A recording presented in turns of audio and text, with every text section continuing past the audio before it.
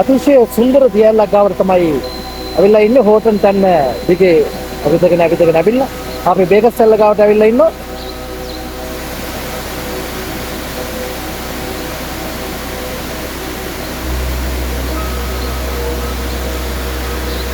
අතන වෙලාව කිව්වොත් හරියටම 12:29යි වෙලාව.